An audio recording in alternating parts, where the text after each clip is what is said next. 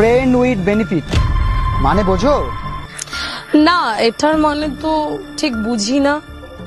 মানে হচ্ছে আমরা দুজন বন্ধু হব, তুমি আমাকে বুঝবে, আমি তোমাকে বুঝবো, দামি দামি শপিং করাবো, দামি দামি রেস্টুরেন্টে খাওয়াতে নিয়ে যাব, আর তারপরে একটু গেস্ট রুমে গিয়ে একটু মজা করব।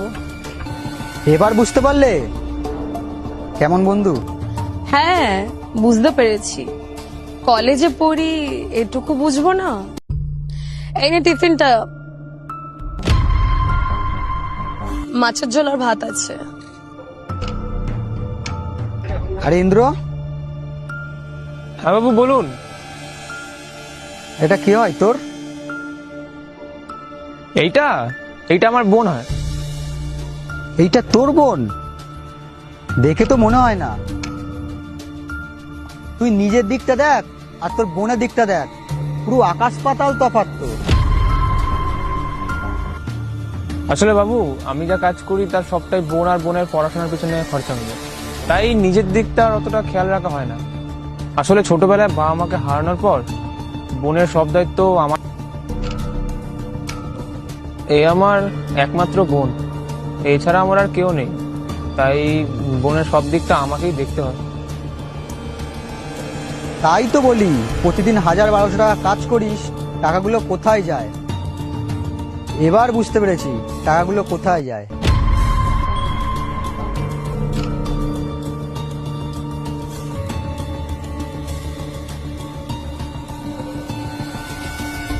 আর আমার বিশ্বাস আছে আমার বোন একদিন পড়াশোনা করে অনেক টাকা ইনকাম করবে আর আমার মুখ উজ্জ্বল করবে।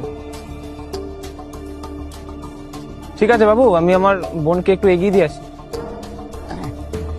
আচ্ছা শোন না ইন্দ্র, আমার জন্য একটা জলের বোতল নিয়ে এসে দে না, খুব গলা শুকিয়ে যাচ্ছে। চল বোন, তোকে এগিয়ে দিই। থাক না, তুই একা যা না, যতক্ষণ নয় তোর বোনের সাথে একটু আমি কথা বলে নি। আচ্ছা বোন, তুই দাঁড়া, আমি বাবুর জন্য জল এনে দিই।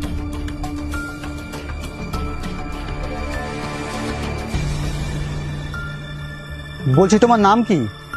আমার নাম মাধবী। মাধবী? তোমার নামটা যতটা সুন্দর তার থেকে বেশি সুন্দর তুমি।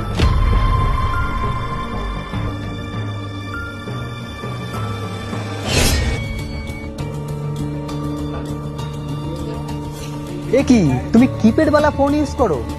এখনকার সময় দাঁড়িয়ে তুমি কিপ্যাড ওয়ালা ফোন ইউজ করো? আসলে আমার দাদা না আমাকে এটাই দিয়েছে, আর তাই এটা দিয়ে চলেও যাচ্ছে। তোমার লজ্জা লাগে না?